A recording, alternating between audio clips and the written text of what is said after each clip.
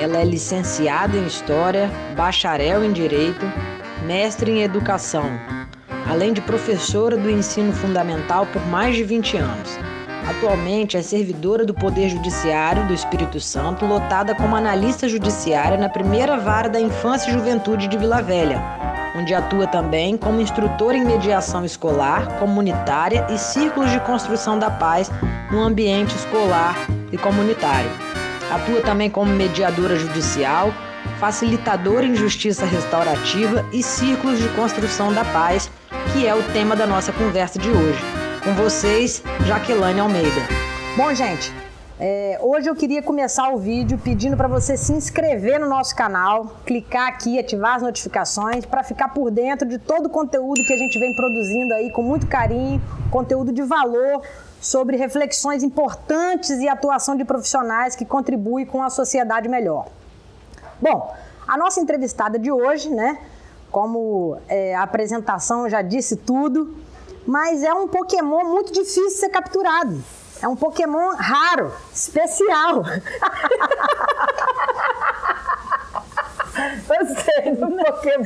É um Pokémon difícil, entendeu? E acabamos de capturar esse Pokémon aqui, que está aqui, o Pokémon de asas. De asas. Né? Que hoje o tema que nós vamos falar é um tema assim que só o nome, ele já dá prazer em falar que é um nome bonito.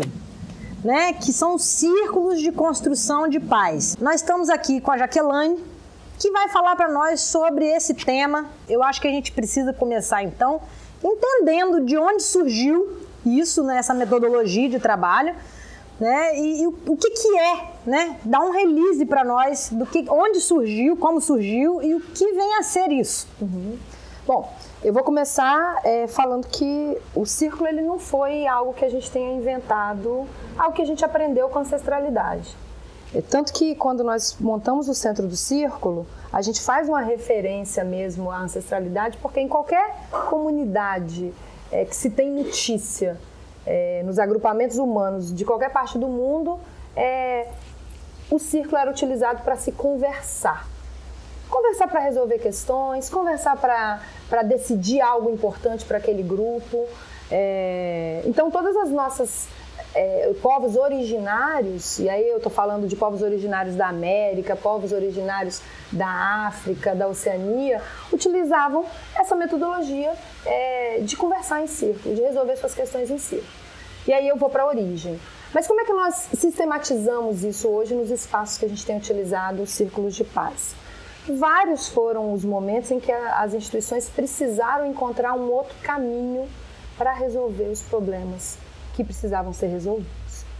E aí a gente olhou para o nosso passado. O povo já faz isso, isso funciona. Como é que eles fazem isso?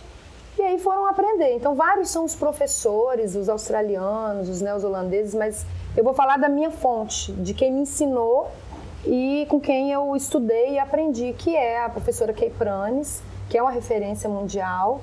A experiência dela é nos Estados Unidos. A escola dela, como ela mesma diz, são os nativos norte-americanos, né, os primeiros povos. E a gente trouxe isso para as instituições. Então, cada país, cada estudioso, sistematizou de uma forma que fosse a melhor forma para utilizar isso em nossas instituições. Eu utilizo hoje a metodologia que eu aprendi com Kay Pranes. Estou em busca de outras, né, porque são várias e cada uma válida para o que se propõe. Mas a metodologia dos círculos de paz, especificamente, são práticas que conectam as pessoas num espaço circular, onde se pretende que esse espaço seja um espaço seguro de fala e de escuta e que as pessoas possam conversar. O barato do negócio é que a simplicidade já contempla a complexidade do que é sentar de frente, sem nada nos impedindo, sem nada, e olhar no olho do outro e falar sobre o que precisa ser falado. Eu fico achando assim até um pouco surreal, assim, sabe? A gente tá falando sobre isso, é como se realmente a gente, em algum momento, a gente se perdeu. A gente, não é que eu, Aline, me perdi, nós nos perdemos um dos outros. E eu acho que o círculo, ele vem justamente reconectar as pessoas, né, dessa com essa conexão circular, ela se presta a esse papel assim da gente do religare, né, um com o outro, de poder falar, de poder ouvir, né, de poder ter a boa vontade de se fazer entender, porque uma vez eu fiz uma viagem e a gente estava com uma francesa, né, não falo francês, e aí cada um arranhando ali seu inglês, né, tal, não sei o quê, e eu cheguei a uma conclusão. Você se comunicar com o outro tem muito mais a ver com a boa vontade mútua do que com dominar o idioma, por exemplo. Porque a gente ficou 7 dias andando, curtindo. Eu acho que ela me entendeu e ela acha também que me entendeu. Deu tudo certo no final, né? Vocês se comunicaram. Nós não comunicamos. Porque vocês estavam a fim de se comunicar. A fim de se comunicar. E é um princípio, inclusive, da prática circular. É a voluntariedade. As pessoas têm que querer conversar. Eu costumo dizer assim, que quando um não quer, dois não conversam. Então, quando as pessoas não estão disponíveis para uma boa conversa, talvez a conversa não flua. E a prática circular, ela é exatamente um espaço intencionalmente criado, com intenção, para que as pessoas sejam convidadas e conversem sobre o tema que elas precisam conversar, naquele momento. Às vezes o tema, e aí o Círculo de Paz, eles trazem isso, pode ser... Olha, a gente tem um assunto difícil, não necessariamente um conflito, um problema que precisa ser resolvido, mas um assunto difícil que precisa ser tratado neste espaço. O espaço pode ser a família, pode ser a escola, pode ser um espaço de uma equipe numa empresa, pode ser na vizinhança, pode ser até um espaço entre amigos. E aí, sobre o que é que nós precisamos conversar? Às vezes é uma celebração, precisamos celebrar a vida de alguém, a despedida de alguém, ou o retorno de alguém. Ou tem um assunto que está pairando no ar e que está deixando as coisas tensas. Vamos conversar sobre isso? E aí é todo um caminho que precisa ser percorrido, e esse é o grande barato, porque assim, nós nos perdemos enquanto humanidade mesmo. Em algum momento, nós nos desconectamos de nossa humanidade. Que é isso? Quem é você? Quais são as histórias que você traz? Como é que você está chegando nesse espaço para conversar? O que te deixa confortável? O que você gostaria que não ocorresse aqui dentro para que as coisas ficassem confortáveis? E, acima de tudo, é saber que é um espaço em que a gente oferta um espaço seguro. E o que é esse espaço seguro? É um espaço seguro de fala, onde você pode falar com o coração, ou seja, o que está aqui dentro, o que é que eu posso colocar? E você fala com o coração quando você conta a sua história. Você acabou de contar uma história de uma viagem e sorriu largamente. Por quê? Porque você te conectou às emoções daquela viagem. Quando eu conto a minha história, eu falo de mim, o que é que me emociona, o que é que me mobiliza, com boas emoções, eu não sei nem se essa palavra é uma palavra correta, mas com as emoções que me mobilizam, me deixam alegre, efusiva ou que me deixam mais triste. E aí, quando a gente se sente e tem o combinado, porque são etapas do círculo, de que ali eu poderei me expressar com o coração, sem a preocupação que as pessoas que estão ali vão me julgar, vão me aconselhar, ou vão achar um caminho para a minha história, um desfecho para o que eu estou vivendo, talvez aí esteja a oferta do espaço seguro. O outro pode não achar aquele espaço seguro e, por exemplo, não se expressar, não falar. E tá tudo bem. A gente continua a conversa e a gente diz que o círculo é o espaço em que as pessoas são convidadas a falar e ouvir. Mas se elas também não quiserem falar, aquele espaço seja só um espaço de escuta, ela usa um elemento que nós utilizamos. Qual é a base? Assim? A gente utiliza um elemento chamado bastão da fala, objeto da palavra.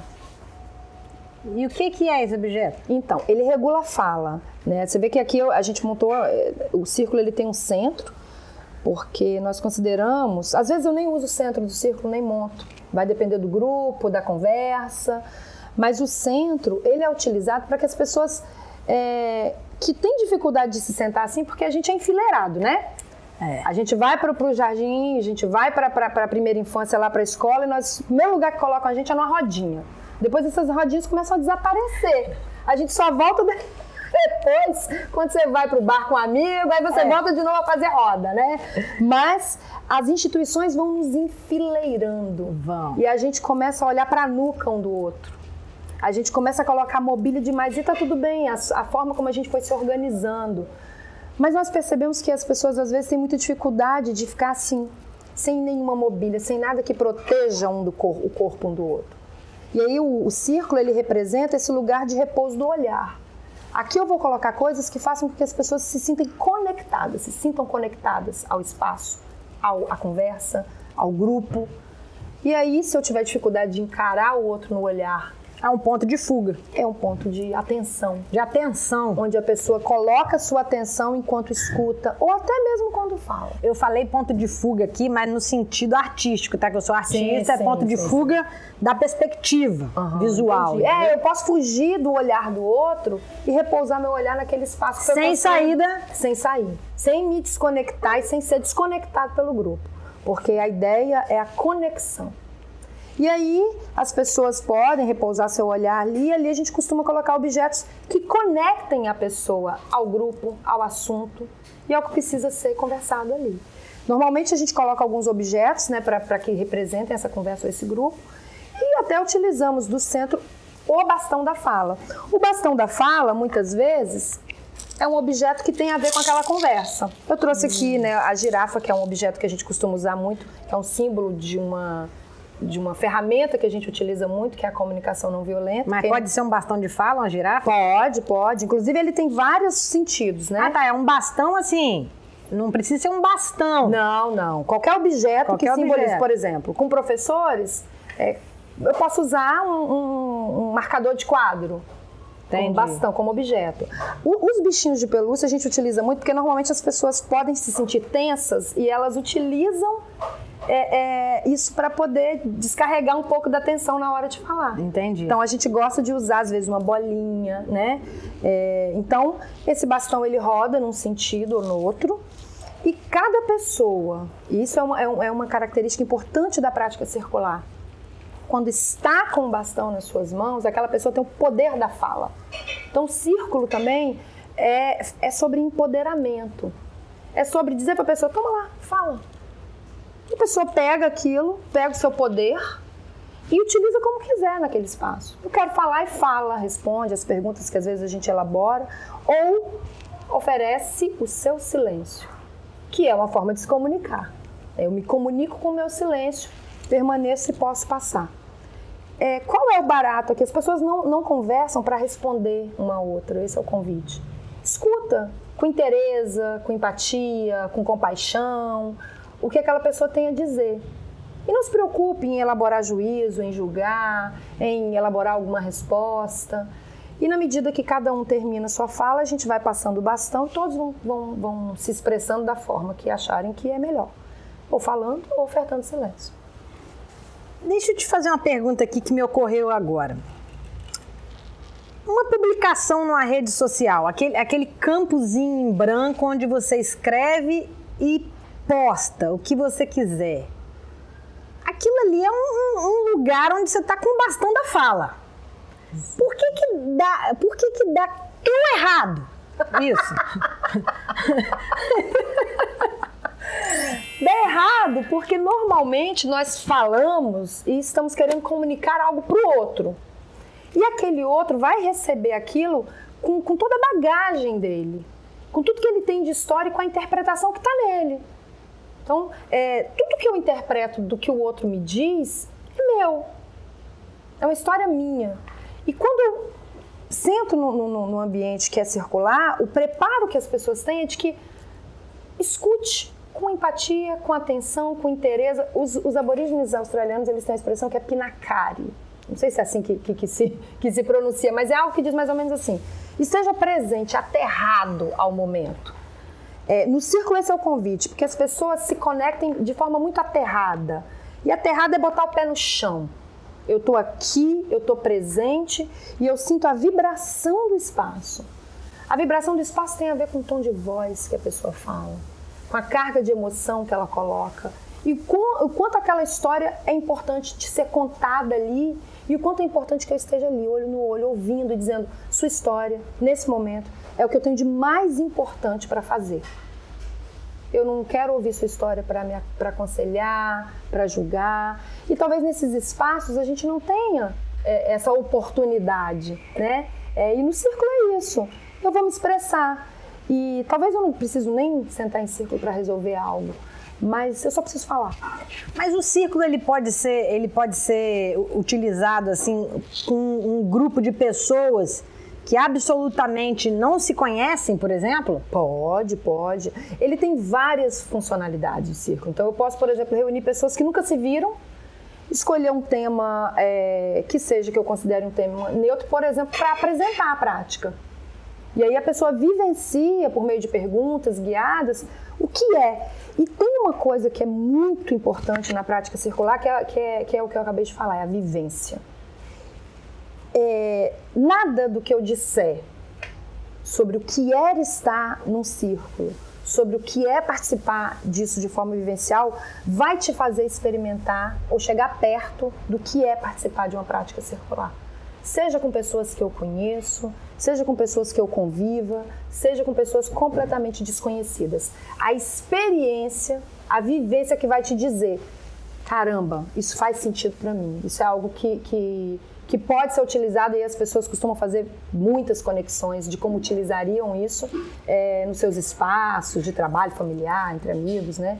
E é como tem utilizado. Então, é uma vivência, eu preciso sentir o que é participar de uma prática circular. Eu sei que essas práticas elas estão sendo bastante utilizadas e difundidas, né, dentro do ambiente da justiça, né? Uhum. E que você tem uma experiência nessa área, né? E eu queria que você contasse para nós um pouquinho sobre o que é esse movimento, como que está acontecendo isso, para que serve nesse contexto, né? Uhum.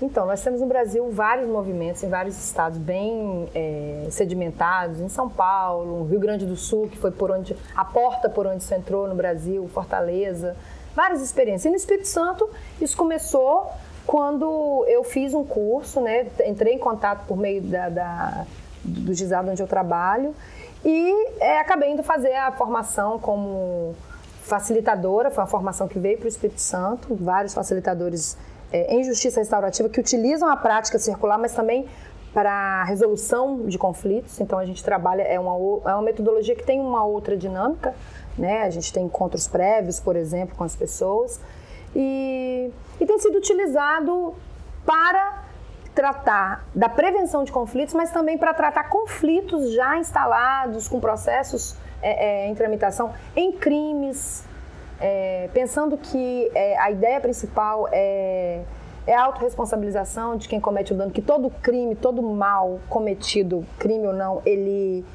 provoca um dano que é sentido não por quem recebeu aquele ato violento, mas por toda a comunidade. Essa comunidade inclui a família de quem praticou, a família de quem recebeu aquele ato, a comunidade, a sociedade como um núcleo que foi maculado por uma determinada situação. Costuma dizer que uma tessitura social foi rompida. E como reparar isso? Então, a justiça restaurativa ela vem com essa intencionalidade. Chamar essas pessoas, perceber que há uma autorresponsabilização. Sim, eu fiz algo que provocou um dano e eu gostaria de conversar para como eu vou reparar. Então, de forma muito simplificada, as pessoas se sentam, a gente tem encontros prévios e nós vamos depois criar uma série de acordos. Elas vão, né, o facilitador de círculo ou facilitadores, que é bom que se trabalhe em dupla, elas vão encontrando quais são as formas possíveis de se reparar aquele dano, que às vezes é muito mais eficiente do que uma resposta, por exemplo, uma sentença que produz uma condenação, uma prisão por um tempo. E às vezes a pessoa não sente, na concepção dela de justiça, que a justiça foi feita com relação àquele dano que ela sofreu. Mesmo que tenha tido assim, pecuniariamente, né? Sim. Um ganho de causa, vamos dizer, né? Ou que haja uma prisão. Às vezes, a reparação que ela esperava aquele dano, aquela resposta não deu. Não deu. Então, no círculo, você consegue, ouvindo as pessoas, né? Como é que ela se sente reparada, e ouvindo quem é que provocou o dano, como é que poderia reparar aquele dano. Então, é uma nova forma, é um novo olhar, né? Tanto que a base que a gente utiliza, que é o Howard Zerner, que escreveu uma obra importantíssima, que faz uma alegoria fantástica, que o nome do livro é Trocando as Lentes. Então, a ideia e ele é fotógrafo também, então ele usa exatamente essa coisa como é que eu troco essa objetiva, essa lente, e olho para a mesma situação, mas com um novo olhar, com uma lente diferente. É possível olhar para situações conflituosas com uma nova lente? Talvez essa lente sejam essas práticas em que a gente escute as pessoas, que as pessoas tenham a oportunidade de se reunir e falar como gostariam de ser reparadas, como que poderiam reparar e principalmente o que é que a prática daquele ato violento ou criminoso ou que tenha provocado dor ou alguma ruptura reverberou na sua vida. E como também essas pessoas sentem as consequências disso. E aí a pessoa que sofreu algum dano, ela vai ter a oportunidade de dizer como que ela pode e se sente principalmente reparada, como que aquilo a atingiu, como que aquilo está fazendo com que ela vive, como que ela pode melhorar as coisas dali para frente. É um momento de melhoria, de que a prática circular, ela pensa para frente, oportunidade que as pessoas têm de sentar, conversar e pensar em como que as coisas podem melhorar dali para frente. O resultado disso é que a ideia é pensar prospectivamente. Como que a gente pode viver após passar por uma situação conflituosa ou ter sofrido um dano e também apesar dos conflitos. E eu imagino, né? E eu imagino que os círculos de construção de paz, eles também têm um papel, porque quando ele chega na justiça, quer dizer, já deu ruim, o tecido já se rompeu. Sim. Mas a gente pode estar levando esses círculos para uma função mais preventiva, né? Dentro das escolas, dentro das empresas, antes da situação chegar num ponto como esse, né? Mas aí eu queria te fazer uma outra pergunta aqui, já que é o seguinte: o que você gostaria que eu te perguntasse? Eita, deixa eu pensar aqui. Eu acho que você pode me perguntar sobre qual é o benefício. Por que é bom se sentar em círculo? Jaque, qual é o benefício dos círculos e por que é bom sentar em círculo? O que isso resolve, para que isso presta, o que isso vai fazer de bom para as pessoas? Maravilha. Bom, primeiro obedecendo, né, a voluntariedade, a gente sempre costuma dizer que sentar-se em círculo é um convite e as atividades ali também são um convite. Eu considero que é bom porque é um convite para uma boa conversa. É um convite para a gente sentar, deixar a nossa vida, a nossa correria em stand-by um pouquinho e utilizar um tempo para a gente conversar sobre aquilo que é importante para aquele grupo. E o que é importante para aquele grupo? Só ele pode dizer. Quando você convida as pessoas para se sentarem em círculo, dizem para elas, olha, acho que essa prática é interessante, acho que vocês podem se utilizar dela para melhorar as coisas. É bom porque possibilita isso. Parar e dar atenção ao outro, ouvir o outro genuinamente, de forma inteira.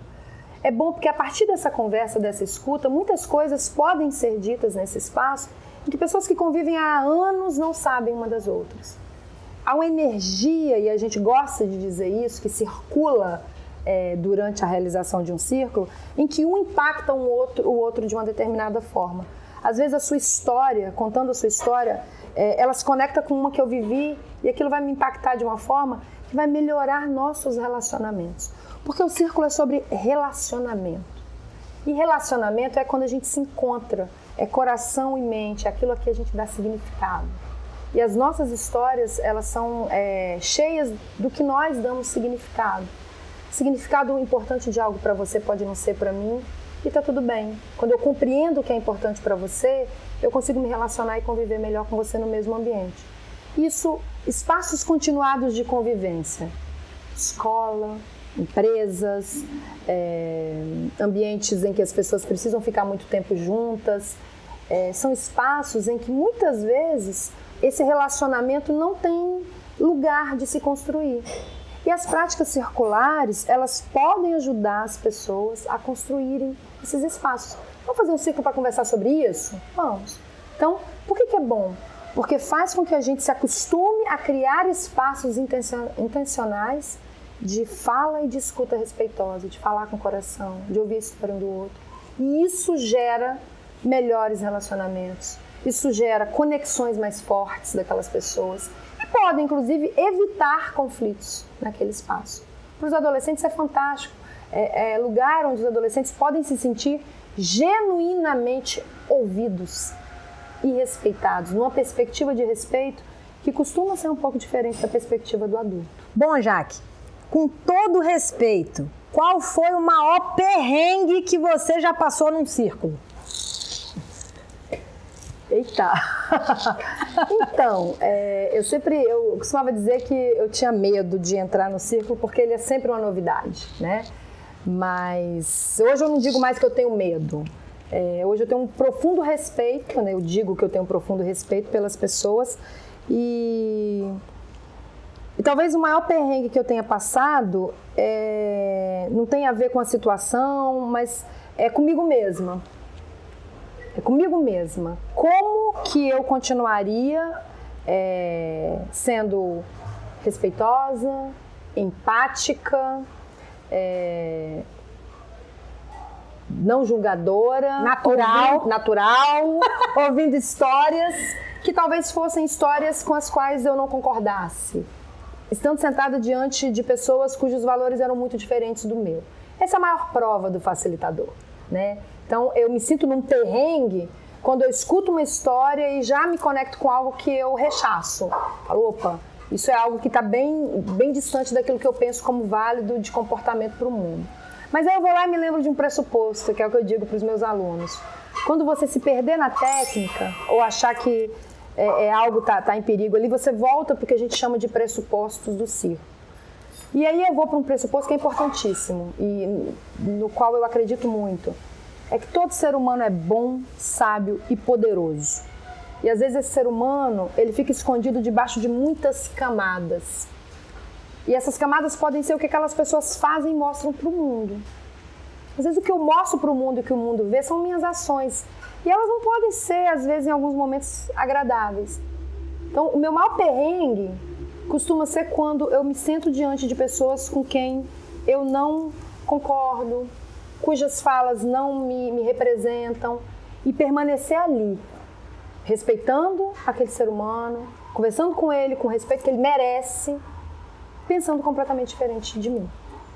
Excelente. Bom, gente, nós estivemos aqui então com Jaqueline Almeida, uma querida, um Pokémon raro de ser capturado, Pokémon alado, conversando sobre os círculos de construção de paz. Num momento muito importante, porque é um momento que a gente está inaugurando a Casa Girassóis, que é um centro de terapias, né? E a gente vai estar fazendo círculos lá para vários tipos de público-alvo. Eu acho que dá para botar alguma coisa na descrição do vídeo aqui, né, Nobinho? Com o link da página da Casa Girassóis, para a pessoa poder ver onde é, mais informações e tal. Não é o objetivo desse vídeo, mas eu acho que é interessante a gente falar isso, que é um momento salutar para nós. A gente está colocando esse programa que é a Escola do Ser, né, professora? Professora! Sim, professora! Professora! Virou professora! Sim, minha formação é aqui já foi Pokémon, cigana, professora, advogada, professora Fênix, Pokémon alado. Então é isso aí, gente. Não se esqueça de se inscrever no vídeo, compartilhar, curtir e até a próxima, com todo respeito. Ele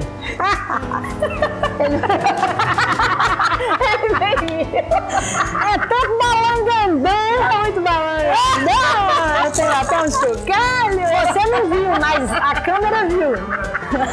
Agarrou o balangandã no outro. Você que tá, você cigana e não se livra dos seus balangandã.